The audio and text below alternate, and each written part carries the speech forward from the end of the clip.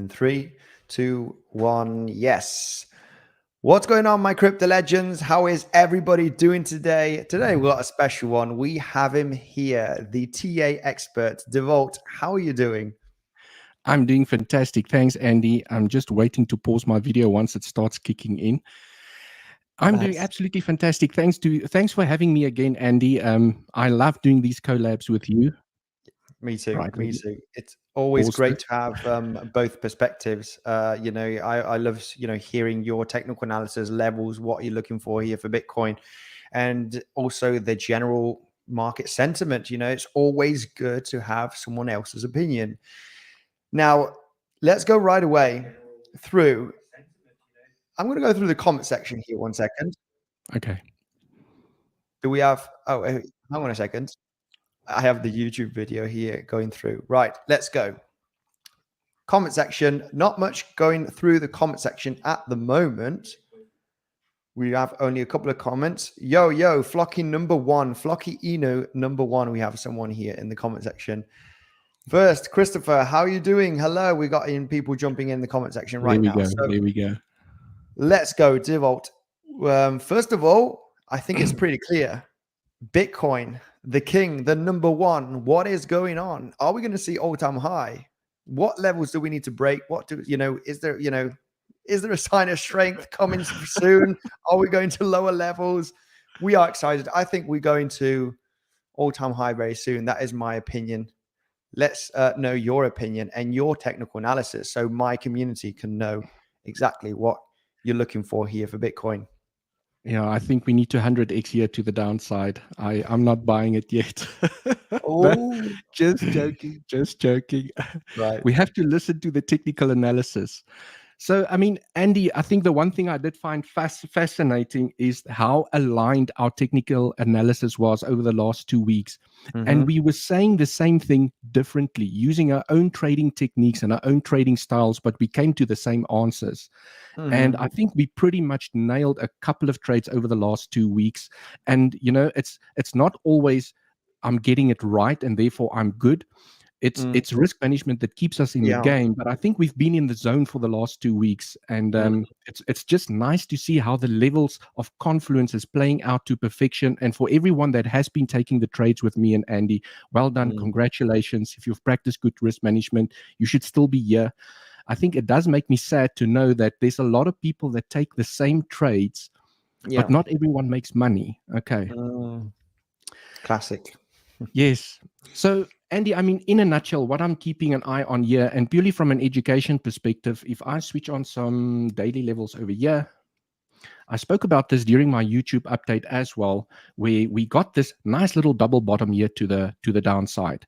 And we also had a naked point of control over here. And we also had, when I measured this move down, 1.618 level. And I've spoken about that 1.618 level. People do not, I don't understand, Andy, how people do not believe how important a 618 level is from a normal FIB or from a FIB expansion perspective. It just has some magic around it, which I cannot explain. Okay. But we time and time again, we just keep on hitting that number. So it's quite amazing to see. Right. So I think purely from an education perspective, Andy, and I think you've touched on this as well, this was such a beautiful long year to the downside. Okay.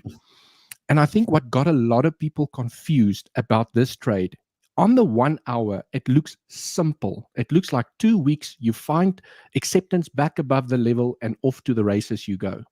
Okay. But I think what confuses some people at times, if you're not experienced and you go and jump into smaller time frames like the 5 minute, it could have been very confusing for you, because when you look at the price action on the 5 minute, you would have been like, hang on, now I'm confused. We got the dip. We got acceptance back above. I enter. I put my stop loss below the low. Okay. And then we start closing 5 minute candles below, which now looks bearish. Okay. And then we had that classic double bottom. That, if your stop loss is too tight over there, it is going to, I call the double bottoms liquidity grabs, or people that's entering the momentum to the upside or to the downside too fast. So it grabs, stops you out, and then you get the move back above the level. And what I try and teach my community and our community on the Discord as well is to say that sometimes it is also good to zoom into larger time frames to see what is happening, because on the lower time frames you might see all of these closing candles below and it looks very bearish, and then as soon as you jump into the 1 hour, which is, by the way, one of my favorite time frames to trade on, the 15-minute and 1 hour is my favorite time frames, then you look at this price action, you're like, hang on, this looks extremely bullish. Like, what is the 5 minutes on about? Okay. And also, I mean, Andy, even if you get late to the party, I see some people, they want to get this entry over here. They want to get that entry. And I mean, you don't always get that entry. Sometimes you're a little bit late to the party and you enter over there. Okay. It's still good risk management. Yeah. And we all have different styles of trading. My style is how I like to trade is, and I actually got stopped out with this trade. So if I go back onto the 15-minute over here, and I'm not sure if you got stopped out, Andy, if you took the same trade, but this is what happened to me, is that I I entered late on this trade. Yeah, I entered a little bit late on. Yes. But nevertheless, when I enter late, or this is what I say to the community as well, you lower your capital, you lower your leverage. Hey, Yes. if you know that we are likely going to go to higher levels, but you know you're entering a little bit late and your stop loss is going to be a little bit far away, right beneath those lows, then you just risk less than what you usually risk, right? If you risk 2% of your capital or 1.5%, then you're looking at 0.5 to 1%, right? As in, okay, you're chasing a little bit the trade a little bit late. You know you got high probability that it's going to go higher, but you know that your stop loss is going to be very far away, much far away than a good entry, right? So anyway, go ahead. Definitely. So, Yep. I mean, Andy, to your point, exactly. So I had the sniper entry the first time, like literally my entry was over here. As we got the acceptance back down, and on the 5 minute, we got the wick back up. Okay. So I entered over there, and then this price action happened. And what I like to do is I will put my stop loss here below the lows. And as soon as we move into the green, I protect my position immediately. It's just my style of trading. I protect my position. And then if I get stopped out, I at least lose nothing, but I'm a persistent little bugger. I will re-enter the trade again if we get acceptance back above. Recovery. Yeah. So I got stopped out at break even, and then I re-entered again, but my entry was a little bit higher. And then to your point, I just used a smaller position size. That's basically what happened. And as soon as we started moving up here, immediately I protected my position again. So, that's how you apply good risk management, because, Andy, as we always say, the market is here to take your money. It's not here to give you money. It wants to take your money and give it to someone else. 100% to the market makers, right? As they say. Yes, to the smart But money. like when we do zoom out on the chart on the 1 hourly time frame, for example, no doubt that the price action from the last couple of days has been quite bearish with this movement down. But when you take a look at higher time frames, such as the 1 hourly, you go to the 2nd of April low to the highs. The 618 Fibonacci was exactly that level where we had that daily level as well. This is, it was. I was taking a look at the higher time frame on one of my video updates, saying that this level is very, very strong. However, we have a daily level. We have the 618 Fibonacci. We also had the point of control from the entire symmetrical triangle from March. Basically, this large symmetrical triangle that we formed during March, and basically it was just a high confluence zone to get a bounce and looking for a double bottom locally. It happened. It happened. What do you want me to say? It happened. And if you did enter, great. If you didn't, it is what it is. There'll be more trading setups. I am liking this corrective move, Devolt. Yes. I like bump and runs. When I take a look at bump and run patterns, I suddenly see them everywhere, and I dream of them, and I see them on every single chart. I mean, And Andy, what a beautiful bump and run over here.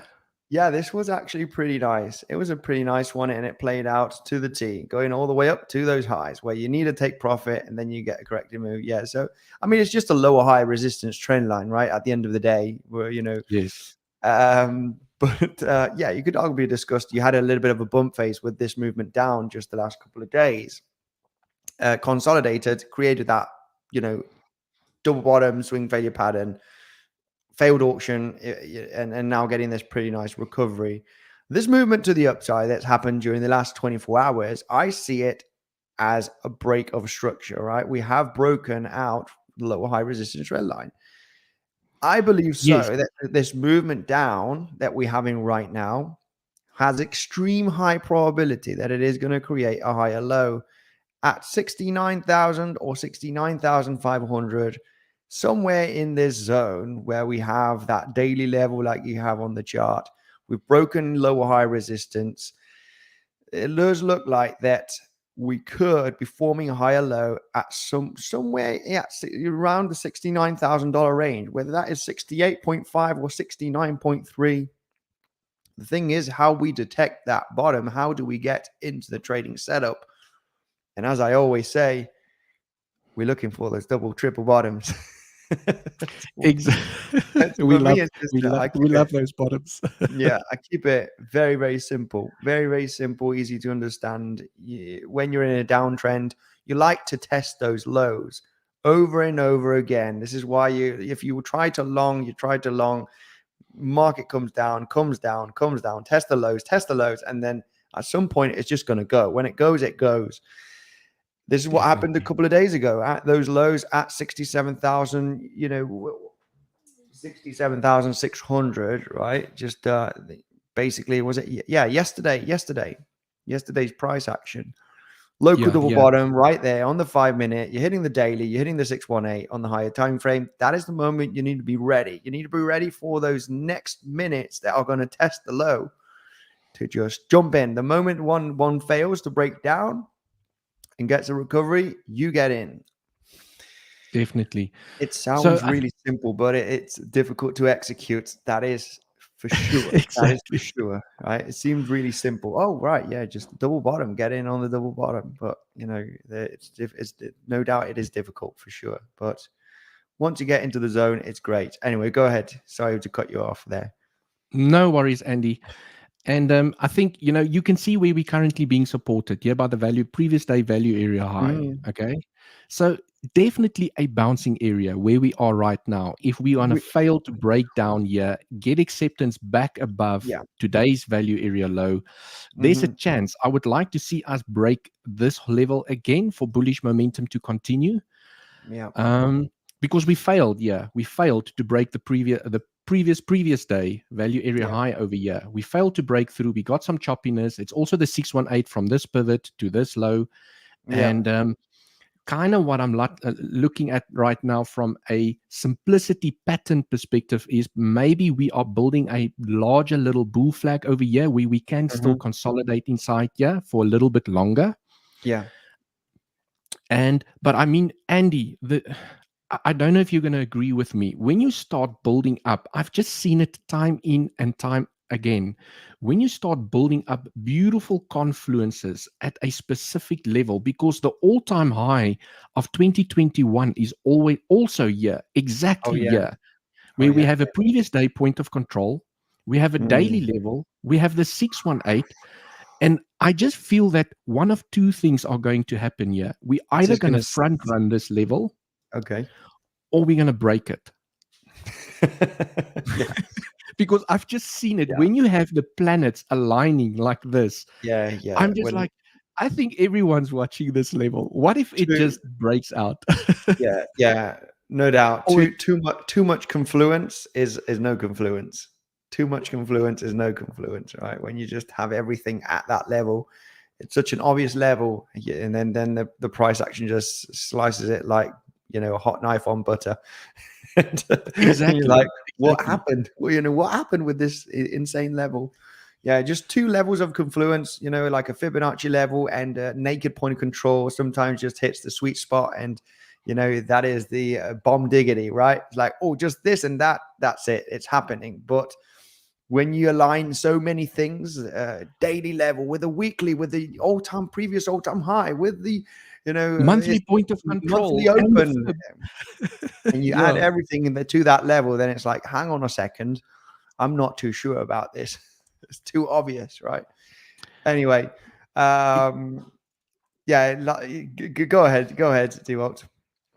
Perfect. So, and maybe just to wrap up this session is to say that, Yeah, Andy, what can also happen? I mean, I'm not going to go into Elliott wave theory now. I think that's going to take too long, and it's very complex, this corrective structure that we are in at the moment. But I do have some theories. But what I'm also looking at is, what if this is a 1, 2, 3? So it could yes, also play out where you smash this level, you yes. like, we lost it. Okay, we're going down. Okay. Yeah, And you're the building a 7-8. wave 1, 2, 3, because a wave 2, they love the 786 target here. So perhaps you make people bearish, you grab the liquidity, and then you're like, okay, here we go. So I I would like it. say this entire zone here, I'll be keeping an eye on like an hawk to see what's going to happen here. Do we get local bullish CVD? Do we start building a bearish local CVD? And because this can be that momentum here to the downside, but it can also be a retest of the trend for then momentum to the downside. There is just so many things to look out for with this specific scenario. Or it's going to be as simple as we're going to range inside here until we get a true breakout to the upside or to the downside from a pattern perspective. And then we still need to compete with the daily levels above and, swing failure from the highs or swing failure from here. But Yeah, Andy, I think looking at liquidity, like you've mentioned, there is a massive amount of liquidity lying at here all-time high, right? Yeah, roundabout in this area over here. yeah, Okay. 74K. So it would be nice to go grab the liquidity. And if there's still bearish momentum in the air, you grab the liquidity, market makers, smart money, fill up their short bags, and you tank down. I think that to me would still be a beautiful move. Yeah, Grabbing the liquidity and falling down. yeah, And yeah, we're yeah. getting some pumpy action here to the upside. Let's see what happens here. And we are currently being supported by the value area high over here. So let's see. Let's see. Yeah, I was going to say that the previous day value area high has held very nicely during the last few hours, because we did come down a few hours ago and hit that level, but I think to the dollar, almost to the dollar, and got an Yeah. instant bounce of a few $100s. I mean, you need to be a little bit of a sniper, trader and aggressive, right? Stop loss, give or take $100, $200 beneath the previous day value area high. Sorry. Very, very difficult. I don't usually get into these like really quick sniper long positions, to be honest. I do sometimes, depending on what, if I do feel aggressive that day, right? It's all really depending on the day. Some days I am more aggressive. Some days I'm a little bit more conservative. I'm not sure if that happens to you, Dewalt. Sometimes, Definitely. the days that I feel amazing, like you feel like you're a superhuman, you're a hero. You're like, today I'm gonna crush the market. I'm gonna go a little bit aggressive, always with your risk management. Okay, you don't need to lose Yes. control. Being a Yes. superhero trading doesn't mean that you're gonna just lose your papers and not apply risk management. Risk management is always in place. But aggressive means, sniper trading, right? Just getting into touching the level, getting in, and just accepting that you're going to have a few $100s as a stop loss beneath that level or something. I'm going to go through the Definitely. comment section. When we do these collabs, we just get into the conversation and we think we're just in a call, me and you, doing the analysis. And we Yes. have a lot of people here watching. Of course, we do have about 400 people watching on my end, and they're asking questions, they're talking. So I'm just gonna go through the comment section, and maybe you can get an altcoin ready, or I'm not sure if there's any news that we want to talk about. Anyway, I'm going to go through the comment section right away. Say hello to the beautiful community. Basketballs, thanks for joining. Hey, Andy and Devolt, how are you guys doing? He is saying, Ryan, looking forward to this video, this live stream. Thank you very much. Roy, hello. Jeet, Birdman, sorry. Andy, good calls on the market yesterday. Thank you very much. Yeah, basically, we talk about the levels, right? I'm not here to say, exactly as predicted, I called this, because I also do bad calls, right? We talk about levels, how we can trade them with good risk management. Some of them play out, some of them don't. If they do play out, fantastic. If they don't play out, then we try to manage our risk very, very well, guys. Let's continue here. Bitcoin has been treacherous the past 3 days, says Basketballs. Hit the like button, says Christopher. Devolt is a legend amongst legends. Christopher says, you got Thank a you so fan much. here. You got a fan here in the comment section on my channel, Devolt. You guys, if you haven't subscribed to Devolt, he just passed 1,000 subscribers a few days ago on his channel. He posts every day technical analysis on Bitcoin. You have his channel down below. It's the first link down below to check out Devolt's channel. He posts every single day, guys. You will not regret subscribing to his channel. Let's go continue here. We have Jablo. We got in a lot of comments right now. Bogdan, hello. Can we take a look at Zilliqa? Zilliqa here from D Godfather. Talking about Godfather, I got this chair. This is the Godfather chair. Do you like it, Devolt, or not? I changed my gaming chair to a Godfather one. It looks very Matrix-like. It looks like Morpheus sitting there in the chair, and you're going to offer me the red pill or the blue pill. I actually got my sunglasses on today on my video update. The video didn't perform that well, so I'm gonna stop acting stupid, because I think people they're not gonna take me seriously. Like, look at this dude right now with his sunglasses on. I'm unsubscribing. Anyway, it's just to make a bit of fun. Keep it cool, guys. We do keep it serious on the chart as always. Andy Ola, happy to see you live stream, says Laniva. Thank you very much. Today I've got a special guest. As you can see, it's Devolt, absolutely crushing it with his technical analysis. Right. Thanks for the exciting both of you. Crypto Legends, thanks, says Goran. Shall we take a look at Zilliqa? Guys, thank you very much for joining the stream. Hopefully you are enjoying and getting, great alpha from Devolt mainly. When Devolt comes to my channel, I give the work to him. He's like, Devolt, share with me what you know. What do you think? It kind of saves me the work. But we want to know your perspective, of course, on my channel. The viewers, a lot of them absolutely love you. I would say 100% of them love you. So let's go right away through Zilliqa. what have we got ready. Some people are saying Zilliqa. If you want, I can do Zilliqa afterwards while you do something that you have prepared. What do you have for the community? Let's go. So I wanted to jump through some fundamental news, because it's always exciting to talk about that. And I mean, Andy, you've been talking about the DXY. I wanted to just have a little bit of a powwow around the DXY, because it really looks bullish at the moment, and it concerns me a little bit.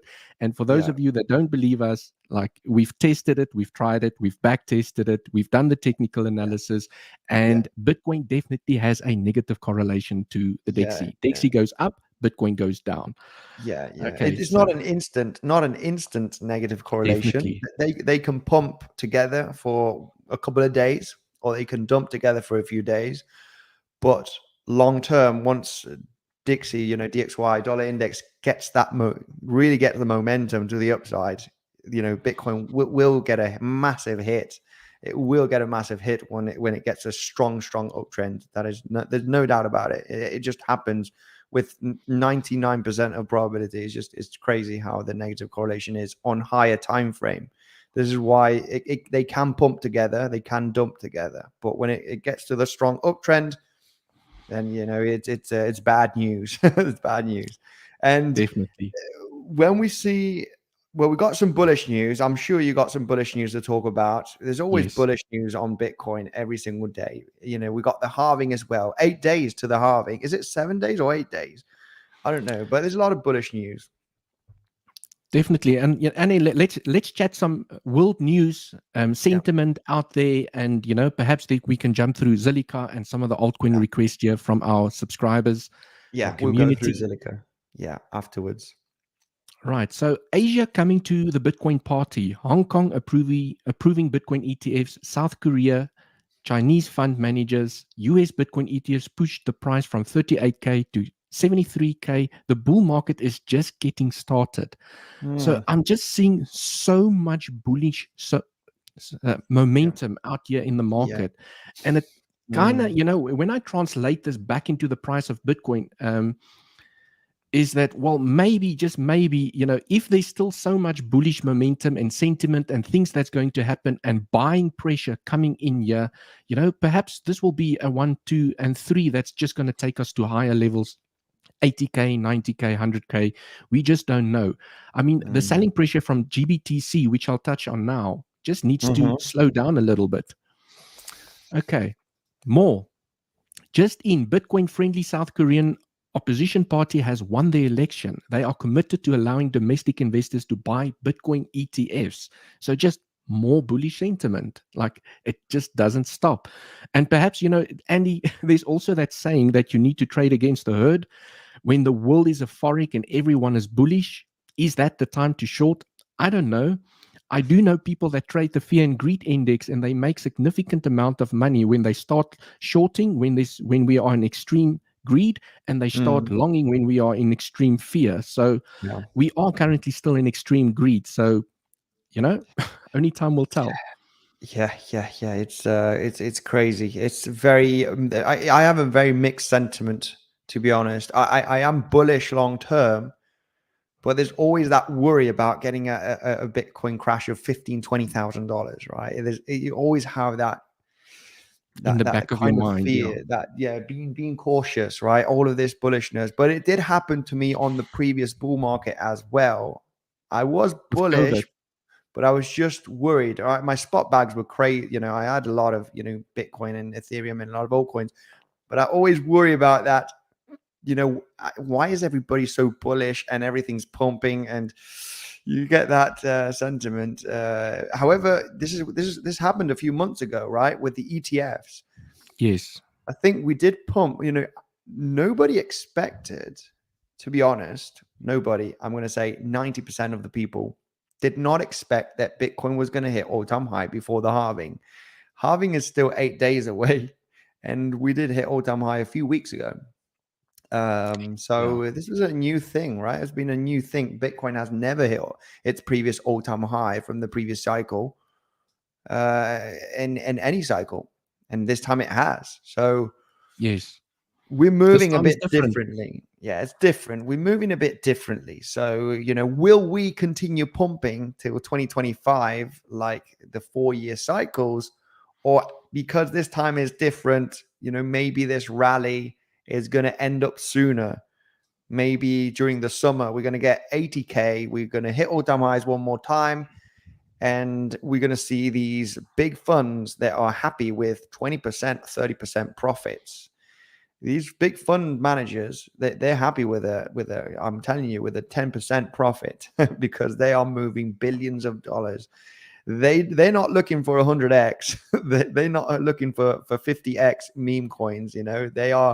They're responsible. They're happy with making 50% profits, and they were saying, "I'm getting the heck out of here because I invested 100 billion and I've got 150 billion right now, and 50 billion profit. I'm happy with that, so I'm getting the heck out." So anyway, just something that we need to take into consideration. Large money, big money. They're happy with smaller profits. We are because always of looking the buying power. I mean, for them, 150 billion profit is insane. Yeah, of course, yeah. So Andy, I think to this conversation, I just want to add something to say. Well, let's add an if statement to say that if this is the local top for now on the weekly time frame, okay, look at what happened in the previous tops. Okay, you had a lot of choppiness. 1, 2, 3, 4, 5, 6, 7, 8, 9, 10, 11, 12, 13 weeks of choppiness, up and down, people indecisive. Are we going up? Are we going down? And then eventually you had the breakdown to the downside. And then the same thing happened over here. Choppiness, and then you had to move to the downside. Yeah. So if this is the local top for now, okay, I do expect, we could still chop in here for quite some time before we see the true move either to the upside or to the downside. But if this is the local top for now, You know, you can have that choppiness where you go to 80K, you tap 85K even, you get that choppiness and then you fall down, right? Perhaps here by the 30, you know, that big move that's in the back of our minds. I would say here by $30,000, that is that big move that I think no one is expecting that could potentially still play out. That would be amazing. Back down Yes. to the low $30,000. Yeah, right on these highs. Support $32,000. I don't know, Andy. From a technical perspective, I don't know if we're going to hit these levels again above these highs. I think maybe this is the lowest that we could go if we are truly in a bull cycle with the halving and the ETFs and all this bullish momentum. If we had to get a dip down here, let me just do it on the daily. It just looks way better here on the daily or even on the 12-hour. I just want to show everyone something here. Just waiting for the price action to load up. If I look at this structure over here, okay, this consolidation and this move up here, I mean, we still have space to come down and bounce significantly to the upside, okay? Purely looking at this structure over here, I mean, we could still come down to, we've already tapped the 382. We could still come and tap the 50%. Look at this nice consolidation by the 618 level. So if we had to find like massive bearish sentiment in the market, you know, we could still go. This can still be a 1, 2, 3 year to the upside. And I would be aggressively buying if we had to come down to $52,000, $50,000 levels. Okay. Even here by the 786, on top of these highs that will provide support over here. I mean, still bullish for me. You haven't lost market structure. So when you start zooming out, I mean, this is still insanely bullish with this momentum here to the upside, even if you tap the 786. I totally agree with you here. And there's too many bullish factors happening these months, which is obviously the Bitcoin halving. We have seen a little bit of outflows from the ETFs in the US, no doubt. But there has been days that they have been buying 10 times more what is being produced every day. We do know that there's millions of Bitcoin that are just held by real long-term hodlers, right? They're not going to sell their Bitcoin. I do have some Bitcoin that I will kind of never sell, right? Whoever's been in crypto long enough, knows that, there's a lot of people that will just not sell their Bitcoin, not even at 100K or 200K. I will never sell all of my Bitcoin. So there's hodlers out there. And we have this news. We have China. We have South Korea. They're big markets as well. They're big players. The ETFs they're getting approved, right, in the coming weeks. Spot Bitcoin, the halving is also around the corner.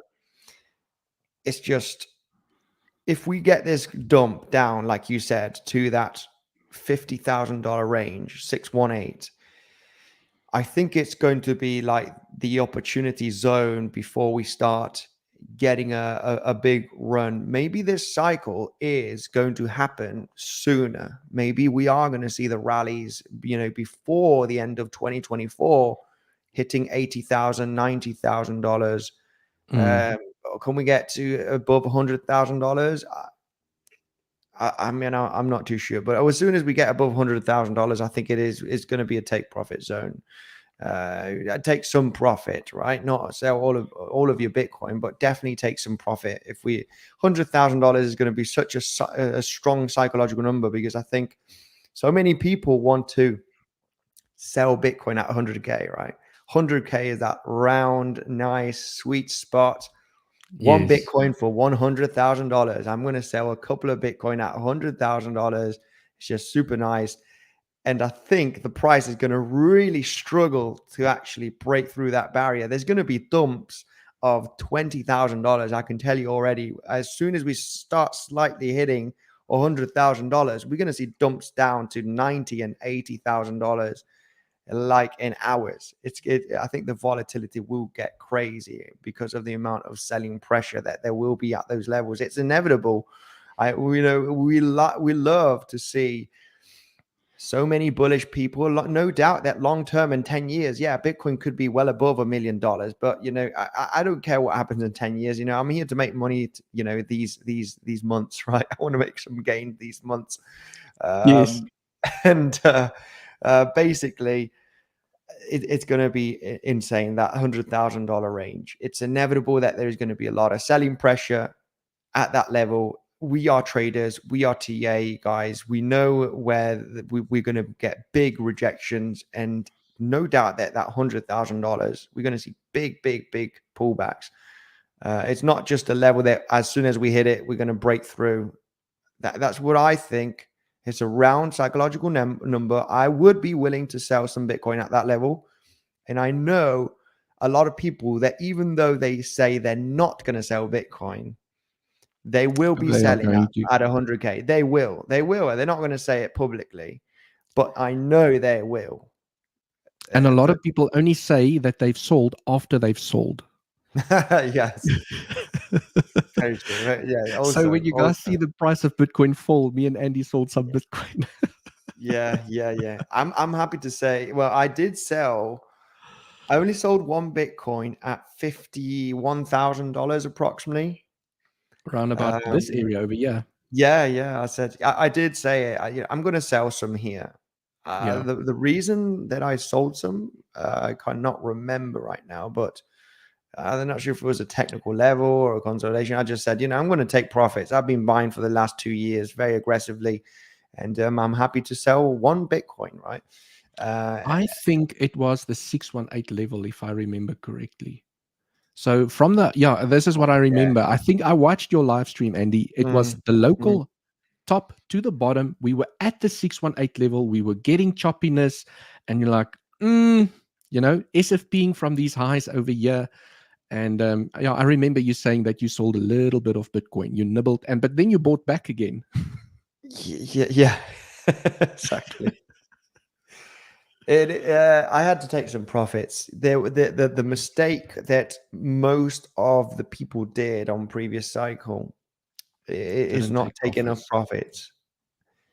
And I did take significant profits, no doubt. But you always want to take more, right? You should be taking more because the price will reverse. You will enter a bear market at some stage, and you enter a bear market before you know it, right? When you're already half through the bear market. Yes. When that pullback does not create a higher low, and you realize that you're just creating a lower low, and then you're like, okay, all right, we're in bull market already, guys. We dropped 50%. I guess we're in a bull market, right? So that's how you know when you're in a bull market, when it's late, when you're already in the middle of the bear market. So Andy, I mean, I was here during this entire thing over here, and I think most people only started using the word "we are in a bear market" when we were round about here somewhere, and we got this drop, and we were already so far down here. Yeah. And then the FTX collapse happened over here, and then it was official. Okay, bear market. And then as soon as we got this drop, people started calling for $10,000, $9,000, putting their limit orders there. I was buying a lot of Bitcoin at that area. I knew that things were getting very bearish at that moment, and then we had a lot of, very much a lot of bearishness on Twitter, YouTube, sentiment, rest of it. It was just getting too bearish, and fear and greed index was just it was just gone down to hell. And that is the moment you really want to be excited. I remember it was great. 2022 was great to scoop up some cheap Bitcoin. I love the predictions of $10,000 Bitcoin. We're going even below $10,000. And I was like, bring it on. I'm buying at 25K. I'm buying at 20K. I'm buying at, 18K. Because I know that I remember the previous cycle when we dropped in December of 2018, January of 2019, when we dropped down to the low $3,000 levels. And Oh, that's way back. Yeah. no, they're on Bybit. There's no data on Bybit. Oh, well, that's on Binance you have right now. But Yeah. anyway, the sentiment was crazy. A lot of people were calling for $1,000 Bitcoin. Bitcoin's going to go to $1,000. And this was my beginning days in crypto as I started in 2018. And I didn't give a damn. I think, okay, if we get to 1,000, then I guess I'll be buying at 1,000. But I'm buying now. I understood the DCA and dollar cost averaging and buying whatever I could. Anyway, just something that I wanted to point out right over there. Okay. Yeah. Yeah, it's just crazy how the market psychology works behind it. But Andy, I think the point that I wanted to add, and I've heard a couple of influencers on YouTube talking about this point, is to say that when we were here at what $15,000 and everyone started screaming for $10,000, the conversation is now starting to turn around to say that, well, we are now at $73,000 and everyone is screaming for $100,000. Isn't this the top? So the conversation is now starting to reverse again, where people are screaming for 100,000 K, where people were screaming for 10,000 K over here, and then we didn't go there. We started reversing again. So, I mean, you'll always find the bullish and the bearish people out there, and at the end of the day, we can just keep it technical and trade level to level. And I am, purely from a technical perspective, and not because I feel like it, I am a bit concerned about the red volume overshadowing the green volume here at the moment. So I would like to see some more green volume kicking in to give us that confidence that we are definitely moving up. Yeah, me too. Very, very tricky level. We're just consolidating at the previous all-time high from 2021. It's just a difficult zone, no doubt. I think we are very likely going to hit all-time highs again. This is going to be interesting how we break through, because after this consolidation, it either gets a massive breakout to the upside, or it creates a very, very nasty double top, right? Failed auction, failed breakout, and we start getting a huge amount of selling pressure, getting a dump of $10,000-$15,000. It's just a classic zone where that needs to happen. A consolidation at the previous all-time high like this for over a month is either next time you test the highs, it's going to be a decision moment to see if it is going to break through. And if it does get a wick to the upside and then starts moving down, I think it will be a good opportunity to speculate on a swing short position. But we're going to have to see that rejection. It's going to be very, very complex. I wouldn't go too crazy, obviously, as well with a swing short right there, because it could just get big volatility and then just suddenly blast through and go to $80,000 in a matter of days. It will be complex, no doubt. Yeah, definitely. And I think, Andy, also looking at these previous two bull flags that we built over here, these squeezed consolidations, these squeezed moments where everyone thought that we're going to go down, grab the liquidity, then move up. Exactly the same thing over here. We're going to go down, grab the liquidity, and move up. And it just never happened. Beautiful bull flags just broke up to the upside. Okay, too much buying pressure over here. Will this time be different? So let's switch a little bit bullish. Okay, will this time be different? To say that, well, perhaps this is it. Okay, there's no liquidity grab here to the bottom. It's just there's too much buying power at the moment. We're just going to break up and repeat what happened over here. So and from a market psychology perspective, Andy, what I would like to see, and we don't always get what we want, I would like to see a liquidity grab, one more sweep of the lows, and then continuation to the upside.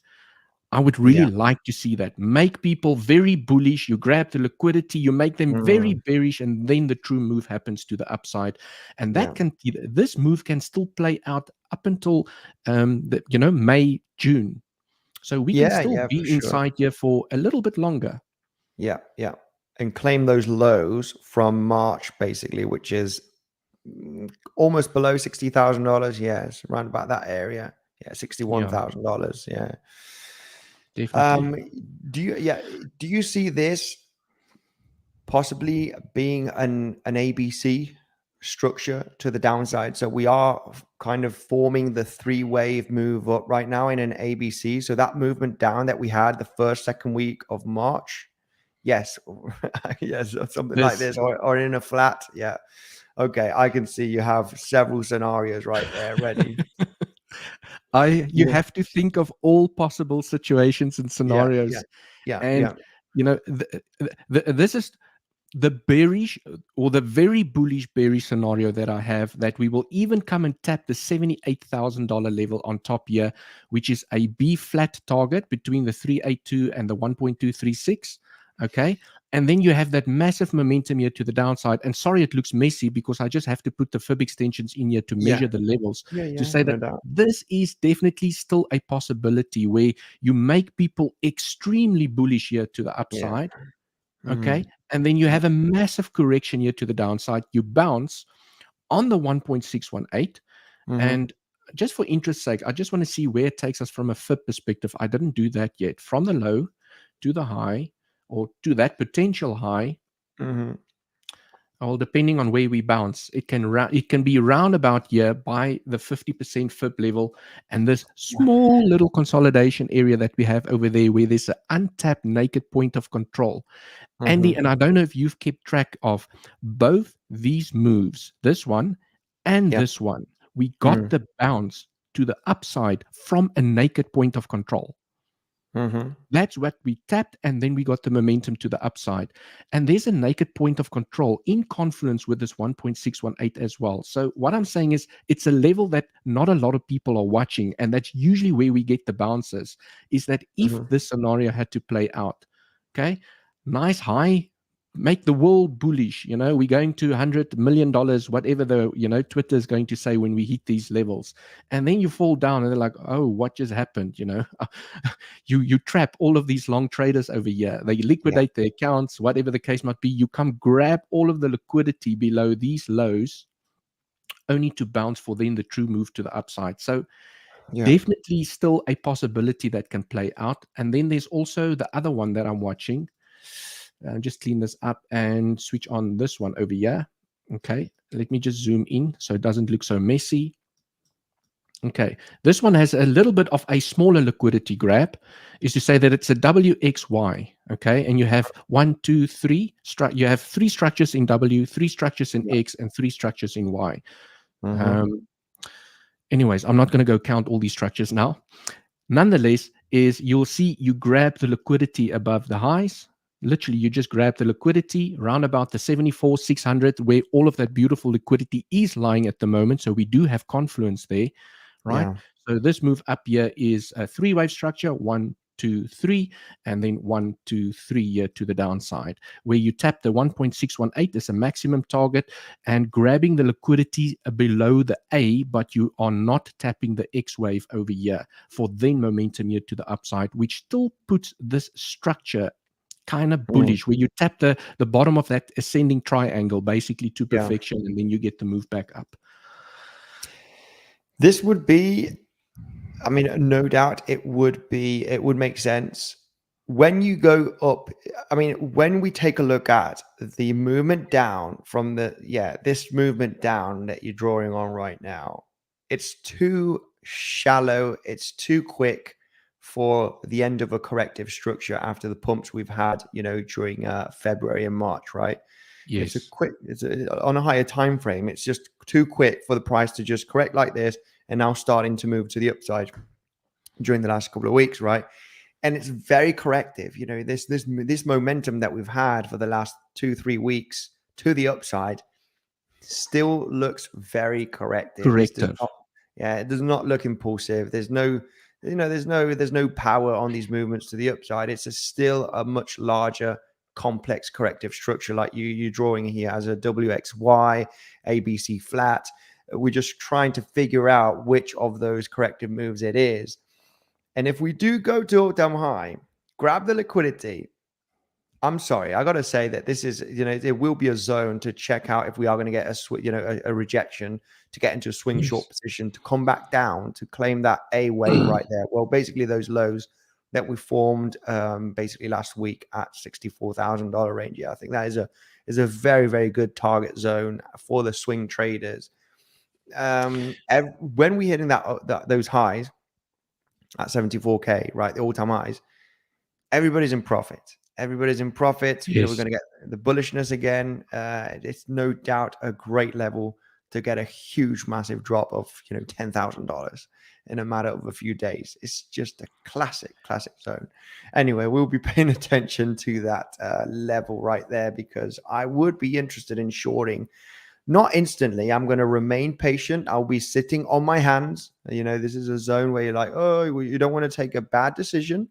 You want to Yeah. have good risk management. You want to see the level, the price action during a few hours, right? Not even minutes. You're looking at higher time frames, struggling to get above that $74,000 and getting big, massive wicks. That will be the moment of, you know, hey, this is just not breaking through. It's getting weaker and weaker, and then look possibly to jump to on the short. Yeah. Definitely. And Andy, I mean, this also looks so three wavy to me. I mean, this looks Mm, just 1, 2, 3. I cannot, even if I go into the 1 minute time frame, I cannot for the love of me count a 5 impulsive wave here to the downside. There's too much overlap, and the 4 going into the territory of mm, 2. It's just, it looks three wavy, and yeah. then 1, 2, 3, 1, 2, 3, 1, 2, 3, perhaps Mm, 1, 2, 3. And that is a W, yeah. just from an WXY, education perspective, WXY, and three each waves. Mm, WXY has to have 3 wave structures inside of it. I mean, that's how a WXY corrective structure works. So definitely still a possibility for this scenario to work out. So, and I think to keep it easy for the community and everyone to understand, you don't have to know Elliott wave theory. I don't trade Elliott waves. I just mm, find them fascinating, and I yeah. love Yeah. to just play around with them. But keeping it simple, Andy, and I'm sure you're going to do exactly the same thing. I will have a line over here that says all-time high with some alarms set above and above below. And I Mm, want to see how we react at this level. Do we build bearish CVD? Is there local bearish CVD? Do we struggle to get through choppiness here to the upside and finding that weakness? Because this to me already will look very bearish, because you want to see us break through. You want to yeah. see us make a nice higher high, not a, what is this? You know, this looks like a double top then to me over here. Yeah. If we Yeah. can get that breakout with nice green volume, like like what Mm, happened over here, kicking in, and you yeah. flip the highs into support, I will say, okay, hold my beer, let's buy. You know, we going Mm, up type of thing. But yeah, it's just going to be an interesting area to observe for me over here.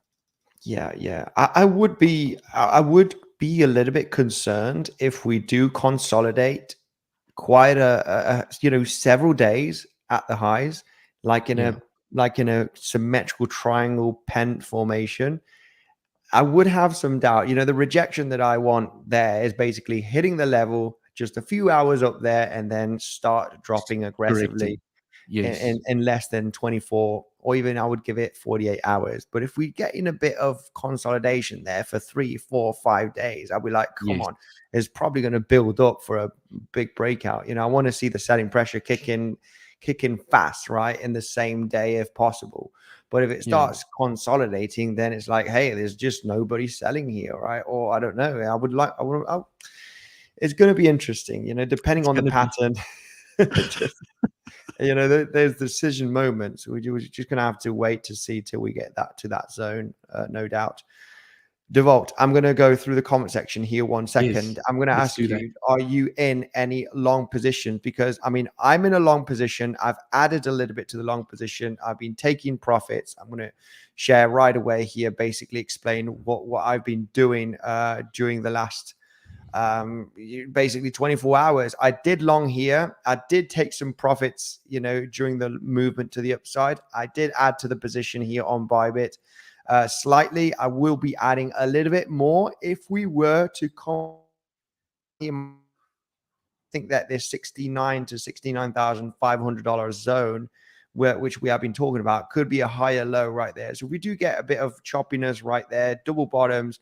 I would be ready to add very aggressive to this position to see if we are going to finally get that liquidity above $72,000 or $74,000, right? Hit the highs from this bump and run pattern as well. That by the looks of things, I believe that we are going to form a higher low. So it does look very, very good for that higher low. Guys, if you are interested, I know Devault, you trade on Bybit as well. Yes. I trade on Bybit. We trade also on Mexi. I've been doing a little bit of scalping as well during the last few days on Mexi. You have the greatest deal down below in the description, okay? Check it out, guys. You got 20% fee reduction on Bybit. And on Mexi, you also have a great deposit bonus. The fees are quite low on Mexi. We're still loving trading there. About the liquidity, there is a few $1 billion. It's disturbing. It's disturbing, Devault. A few $1 billion at all-time high. Go on to the weekly there quick, Andy. Onto? The weekly one. Yeah, liquidity. Go into the weekly filter. Right. See how the picture changes. We got Just a lot wait of for that to liquidity. load up.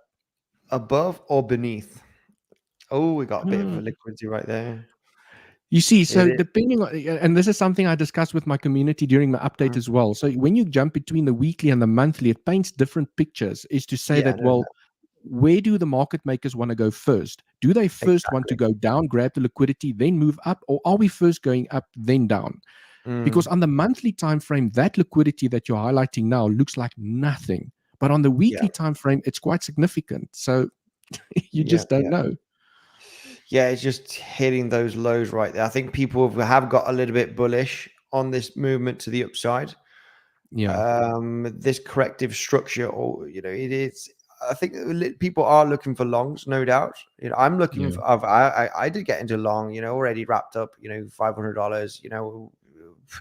If we do go to higher levels, then great. If I do get stopped out at a minor loss, it doesn't matter. But this is why I want to take some profits, especially if price action is just getting a little bit choppy. But overall, there is, like you said, there's over $1 billion of liquidity right there. There's a few $1 billion over here. Now, the situation right there is, are we going to manage to create that higher low? I think it's definitely worth to speculate on a higher low right here. Just like I speculated on a higher low right over here. I did long this. This was actually a good trade. I did manage to, bank a few $1,000s on this movement to the upside just a few days ago. Very similar scenario. Of course, hey, maybe it's not going to play out. But if it does not play out, this is why we need to manage our risk very, very well. And I think the best thing that you can look for here for a trading setup is those double bottoms. When we take a look at this wick low that happened on the 5th of April, you can see how that double bottom happened right there, right? You got that movement to the downside on the 1 hourly time frame. You wick beneath it. You get above that wick here, forming this double bottom. I think that we do have a similar scenario that could happen if we do test today's lows today or tomorrow.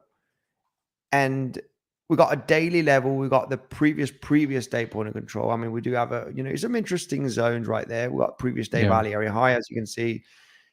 Just getting that movement to the downside, claiming those lows. I would take it as a failed auction. If you get that price action back above those lows of today, it will just be looking pretty good to get that leg to the upside in the next 24 to 48 hours. Let's see.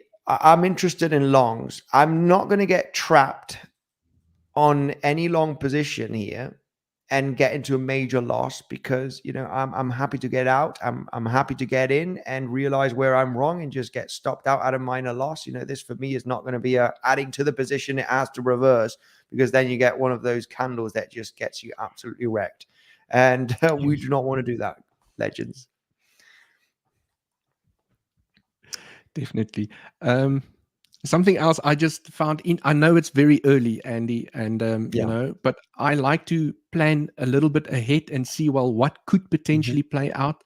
But when I go into the 1 hour and just look at the structure to say that, well, I like to play what if scenarios with myself. I am also, and I mean, there's a high possibility that this cannot happen. I just want to make that very clear.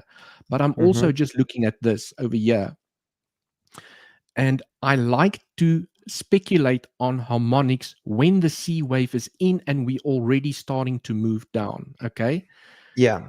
Can this be the scenario? I don't know. But I am speculating that we can have a scenario where you make that lower high, you get a bounce, you make a lower high.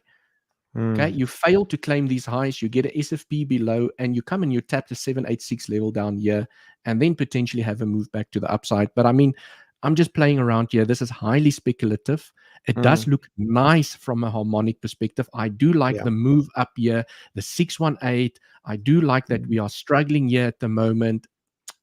So I just have to throw a little bit of bearishness in there. Also, looking at liquidity, CVD at the moment. I mean, it can still be bullish as well. Oh, I do see some local bearish CVD building yeah. Yeah. Yeah. between these pivots. Not good.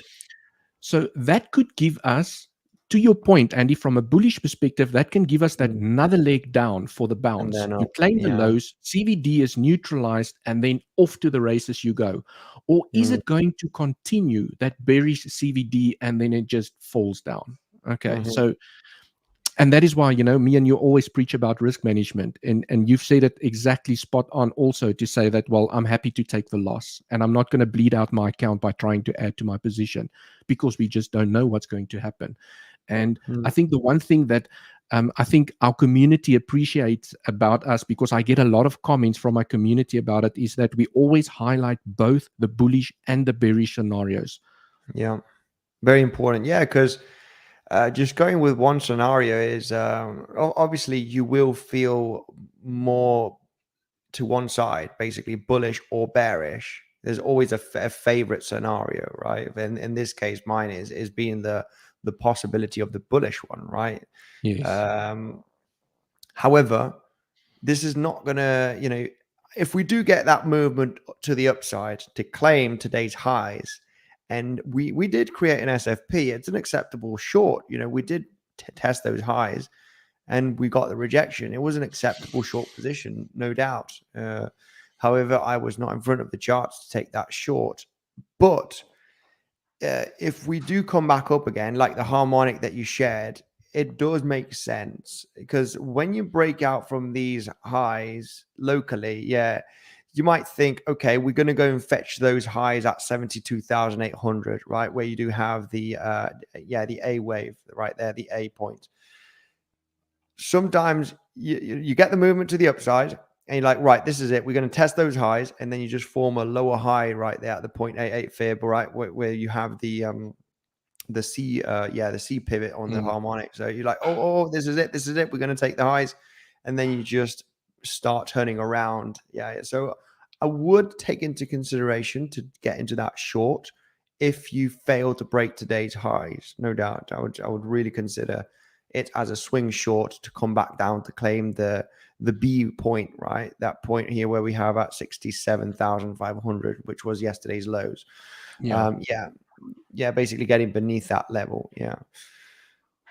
So even though even though that I am bullish, it's not going to stop me from taking short positions, right? You are going to see me talk bullish, and then suddenly on tomorrow's video you see me in a short, and you're like, hey, I thought you were bullish. What are you doing in a short position? Well, we gotta, you will see the position. It was either a swing failure pattern, double top, or Fibonacci confluence level at a naked point of control, whatever the case may be. It is not going to stop me from getting into a short position to hedge as well. Currently I'm not in a short, but would consider that short position if we do get that leg up. For me, shorting right now where we at is just not a great zone. We could get a big bounce, test today's highs, or for me, shorting right now where we at is just not a good level, to be honest. Definitely. Are you in any trades now, Dewalt? I still have a small long position open from over here, where I entered a little bit late. I'll be honest with you, Andy, I took most of my profits over here. when we got this choppiness at these highs over here, I saw some local Bearish CVD, and I was like, I took 75% of my profits over here. I left 25% of the position open, and my position is, well, I actually moved my stop loss up. So if I get stopped out, I'll just look for the next trade. So I did, well, it was still a significant move here to the upside.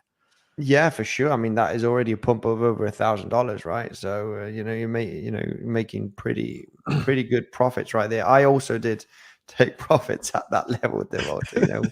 We very much trade and do the analysis, with the same, almost the same, I would say. It's really, it's really, really good to see, because we basically don't get together and get it ready for the live stream. It's pretty curious how, when I listen to your analysis, it is basically pure technical analysis, level to level trading. It's just nothing else, right? It's not a coincidence. It's just technical analysis. That's So it. anyway, Nothing fancy about it. It's just technical, and you have risk management to protect you. That's it. It's all you can do. And I mean, I was long over here, and I was short over here. So although we were in an uptrend and I saw the bump and run scenario, for me, it was just such I like the 618 levels. It was just such a classic.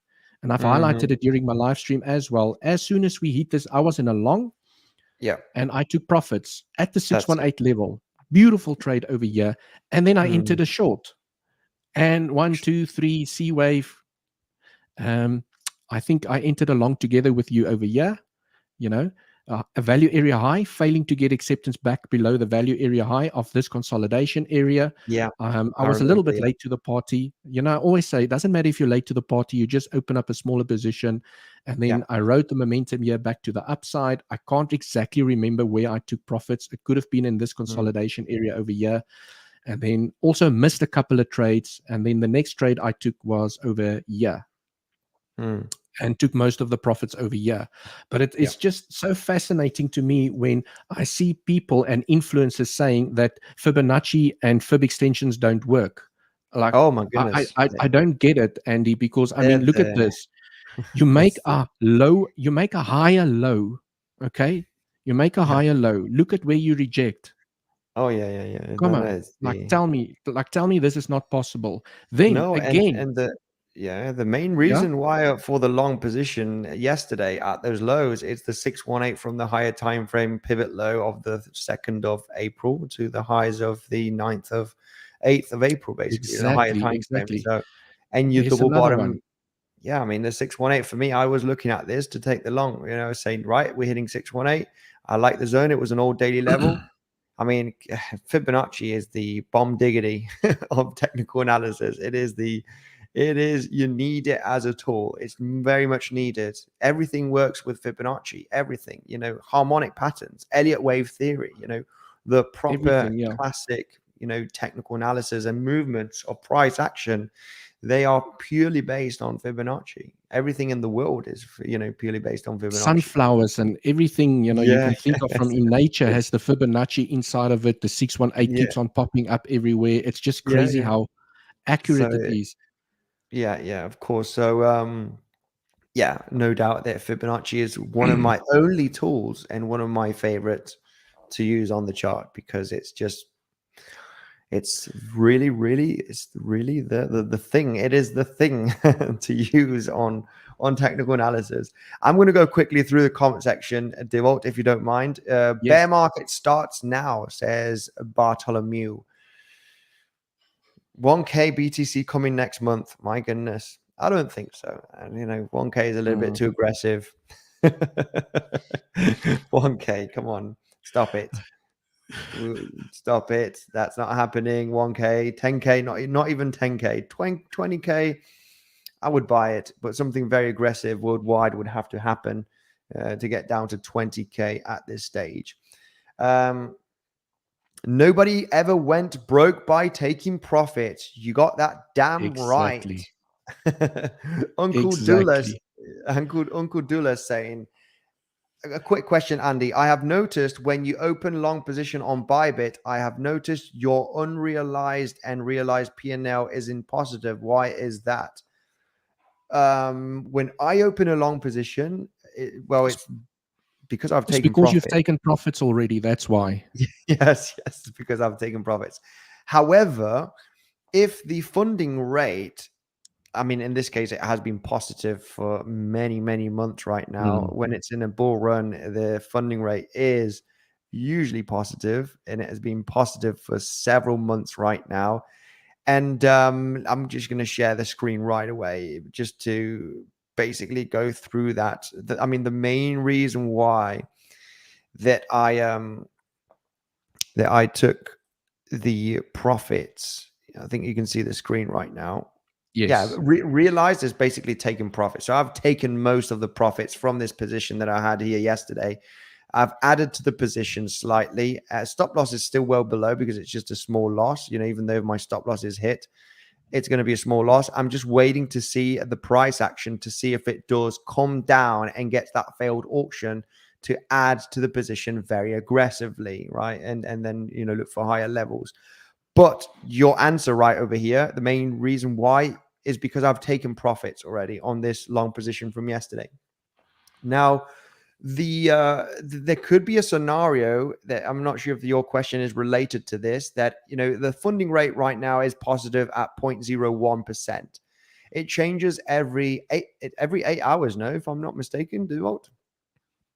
Funding I rate can't now. remember. I just look at the countdown over there. Yeah, I think it's 8 hours, if I'm not mistaken. And if it is positive, of course, the short traders are getting paid, right? The long traders are basically paying the short traders 0.01% of their position.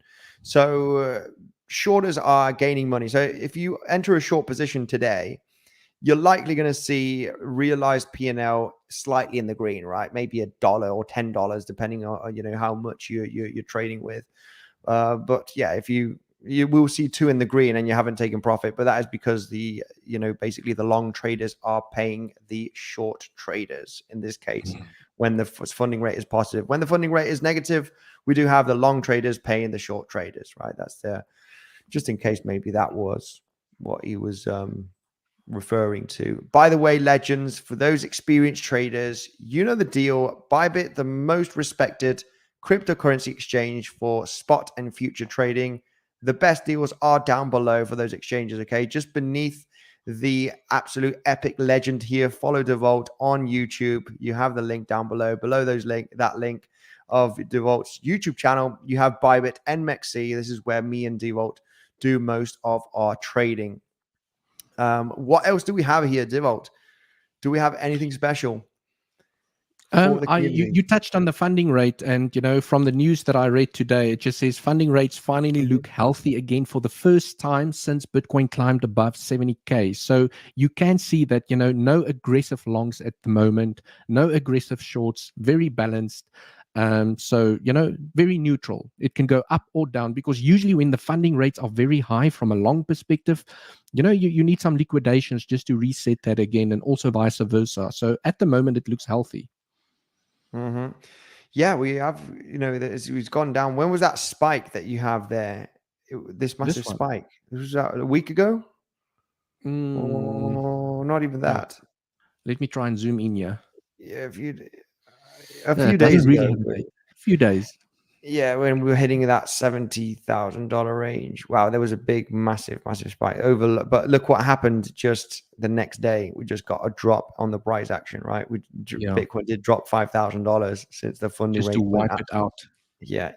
So yeah, no doubt we want to be cautious on the funding rate. So it looks like we have had a little bit of a reset right now. So are we ready to get that leg to the upside? Claiming those billions of dollars of short liquidations at $74,000. We're just going to have to see, guys. We're going to have to see. I'm interested in longs. If we test those lows from today beneath $69,600, we'll be looking for longs. Keep it safe, guys. Looking for those double, triple bottoms. That's how I trade. That's how I remain patient, set the alerts, and just, play a game, play ball. All-time high incoming. We have somebody here in the comment section. I cannot read this. It's another language. It has this weird vocals, and I cannot read it. Yeah, all-time high incoming. He says. Bearish divergence on the DXY. DXY. You know what is going with the DXY? Did you? If you want, I can share the chart. I'm going to leave you a little bit of a breather. Right there. Definitely. I think you love the DXY, Andy. I'll hand this over to you. I love DXY. I love DXY. And let me just share the screen right away here. Okay. DXY. Let's go. This is just we have been looking at DXY for many years, but also the last few months, predicting very, very well the basically the movement to the upside, breaking structure here, and getting resistance at the Valley area high from 2022, 2023, getting support here from this Valley area low as well, understanding that we've broken the bearish market structure that we formed during, mid 2022 till basically mid 2023. And,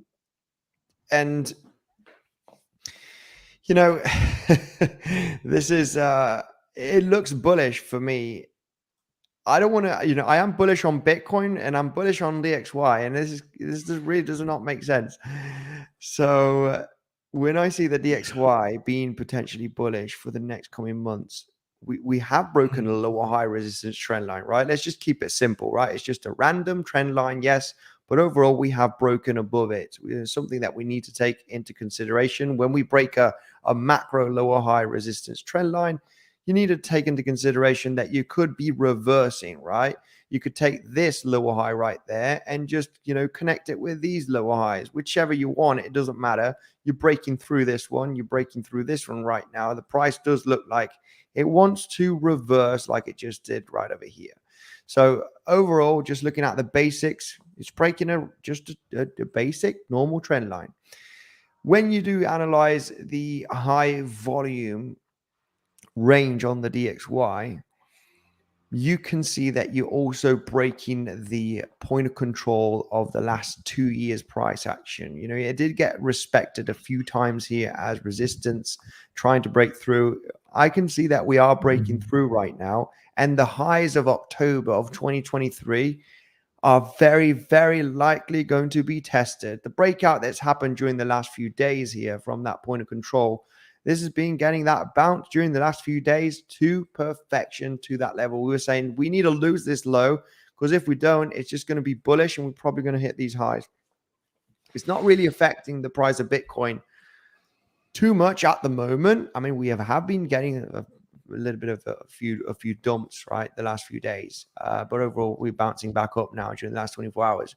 It's not going to be doing much.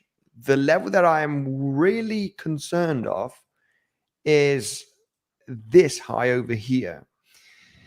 When we do manage to break above this high, then it's going to be, it is going to be very, very disturbing to Volt. And the main reason why we're going to apply Elliott wave theory here, based on this massive move to the upside and this massive corrective structure right over here that's happened, I would like to see this as a much larger A, B, C, right? And we are going to see DXY going down in the next coming months and getting that massive bull run for Bitcoin and crypto. I mean, there is a possibility. For the moment, it is not looking too great based on the breakout of the low high resistance trend line and that possibility breakout of the previous day value area high. I mean, this could create a kind of a double top, and then we're moving down here till 2025, and getting that bull run for Bitcoin and crypto and markets in general,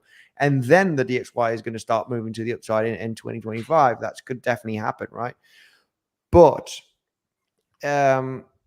if we do, what I am concerned here, looking at elliott wave theory, that if this is the low right there, and this is a no doubt a break of structure here from 2022 2023 price action, you're breaking the structure here of lower highs and lower lows with this higher high, and you're forming a higher low right there.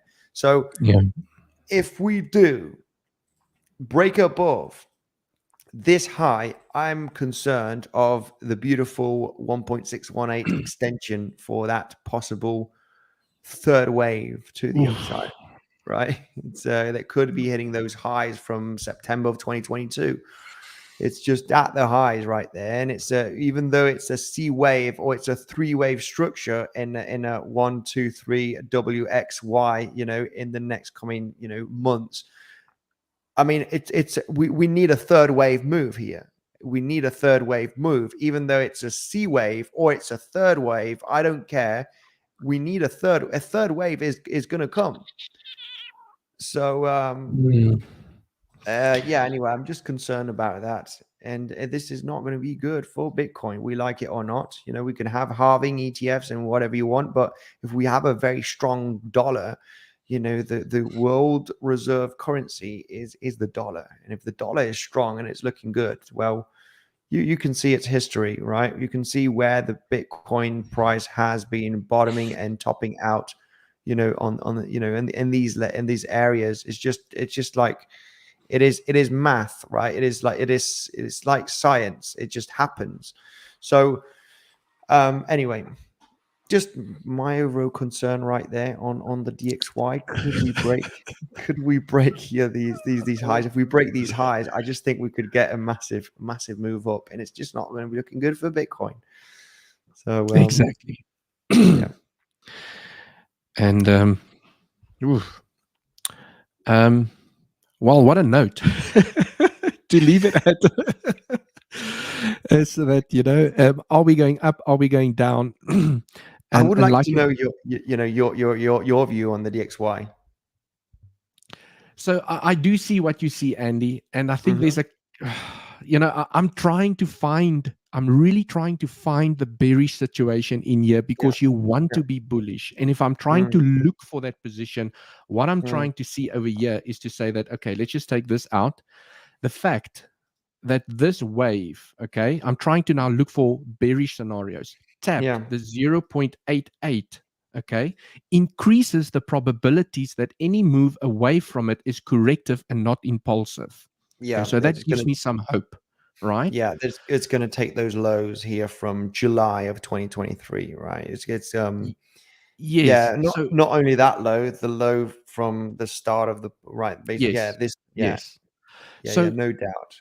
The fact that we are tapping, or that we have tapped the 0.88, increases probabilities of taking this low at some point. So now I'm trying to count this structure here to the upside to say that, well, maybe, okay, from an Elliott wave perspective, if I just take the scribbles out here, is to say that, well, maybe this is a C wave here to the upside, where you have a C wave has 5 waves inside of it, 1, 2, 3, 4, 5, okay?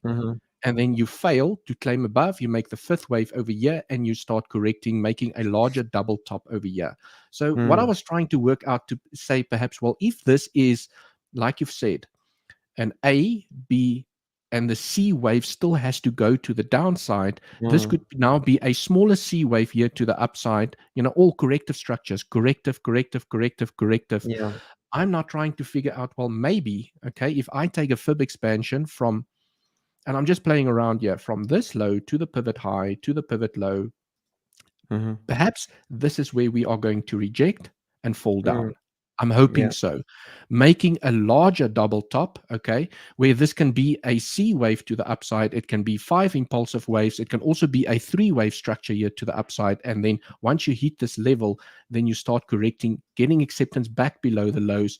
And I would like this scenario to play out, to play ball with Bitcoin and continue the bullish momentum to the upside.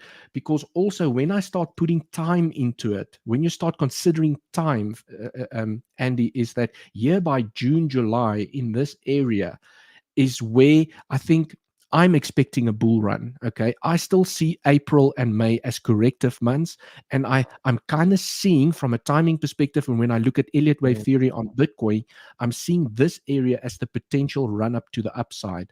So I would like this structure to play out and start correcting in this area. So, and I'm trying now to fish for bearish scenarios over here. But I mean, Andy, you have highlighted the bullish scenarios beautifully to say that, well, this can still be a 1, 2, 3, 4 and go to much higher levels.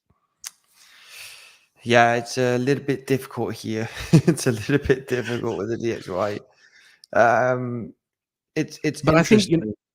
also, Andy, from a C wave perspective, what makes me a little bit more excited is the 121, the 1236, and the 1382 are also C wave targets. It doesn't have to hit the 1.618 if it's a C wave to the upside. So if this is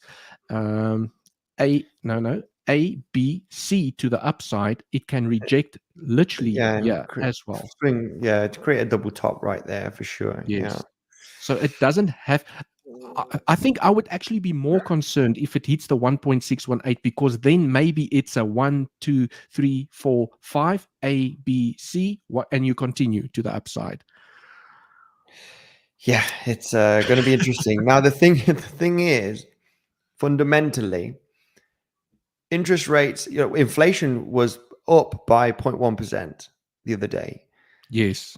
We know Jerome Powell is like very aggressive on, interest rates are not going down until we get inflation to 2%. And it seems like the last few months, they have been struggling very much in getting inflation down.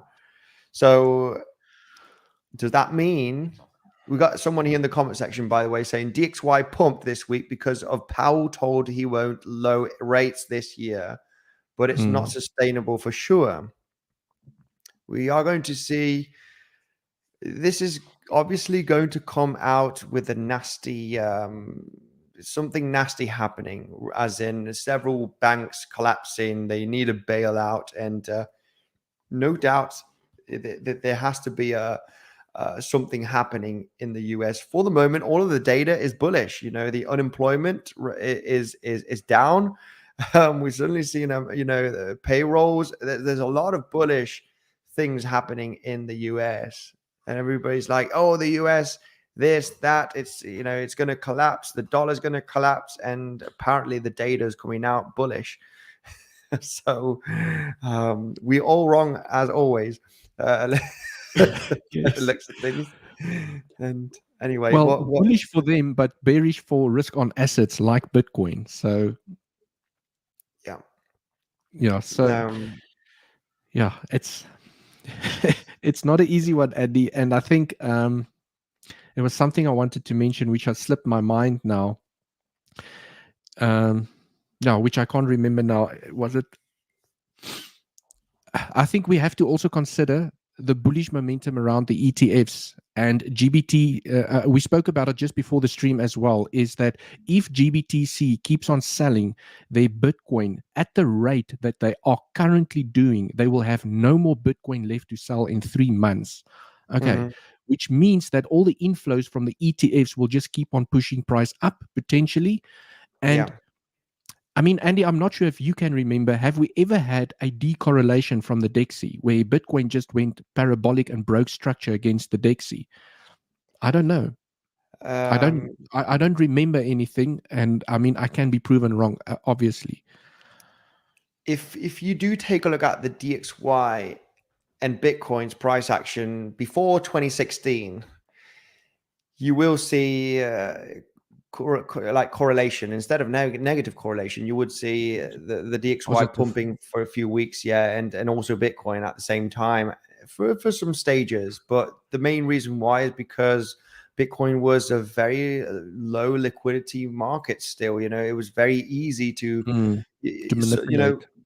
Just one or two entities would, big entities, obviously with millions of dollars would move the market. But right now it's getting a bit more mature. It's harder to move their market, and right now I think there is more negative correlation on higher time frames. That's my opinion overall. But Definitely. Yeah. Anyway, I think we're going to wrap it up. We've been here an hour and a half. Yes. We're like chilling, you know, we're falling asleep. We don't want to bore the viewers. We'll get another fresh live stream next week for sure. Divulge, you're absolutely great joining here on the channel. I really appreciate it. A lot of the people do appreciate it as well, guys.